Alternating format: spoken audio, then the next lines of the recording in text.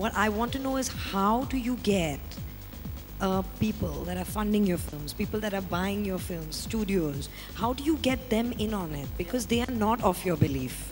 Not at all. And Not with this as Suni movie. Tarapurwala says, there is no treatment of Pech Meera Nair's ever written that hasn't gone through. So that's what I want to know. How does that happen? Well, you know, certain films, I mean, I have this interesting seesaw I do where I make a completely independent film of my own company. We raise the money, and it usually actually does much better than the next film, which I'll say yes to, which is a big studio film like Amelia or this or that. And those are full-on committee, not committee films, but you have to be a genuine team player from, you know, start to finish. And I understood very early on that with The Reluctant Fundamentalist, I was not going to go. I insist on Final Cut, and they know if they're going to finance it. 20th Century Fox financed The Namesake with Ronnie Screwvala and the Japanese. So I also set up funding where it is not one boss, you know, in my own films. So there are 3 financiers, and I have Final Cut. That's what I normally do. With The Reluctant Fundamentalist, I didn't even go. I would love to, and I'm thinking of it, but although this movie has taken so much out of me, The Reluctant Fundamentalist, that I'm taking it easier, and I'm now taking Monsoon Wedding, my other film, which we've been converting into a stage musical for Broadway. That's the next thing I'm doing. We are opening in Broadway 2014 in May, and again, it's with Vishal Bhardwaj composing, and Abbas Tayarwala writing, and Sabrina Dhawan has just written the book for the play. So again, it's one of these cross-cultural projects, but deeply desi, but made in an international sort of spectacle, you know, and then I hope to bring that here.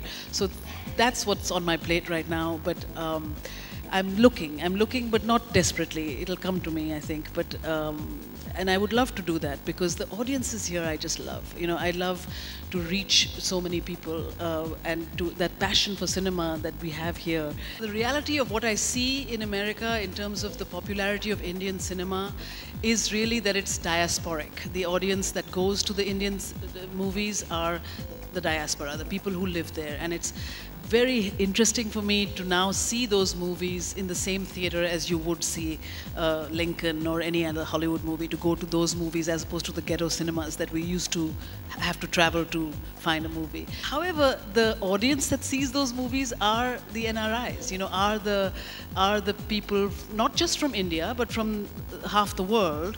But I don't really see many Westerners coming to those movies, even though they're right under their noses. I both like this.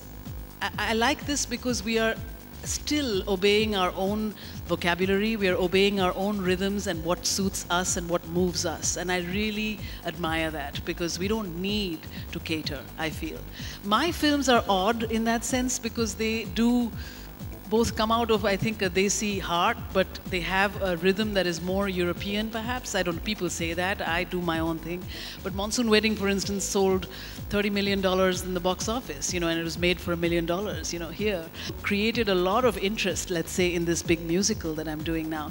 That's The Namesake, you know, the rhythms of these films, for me, it's very interesting that they work in India as much as they work abroad. That's what I yearn for, that's what I go for. But it is true that the rhythm is, you know, different.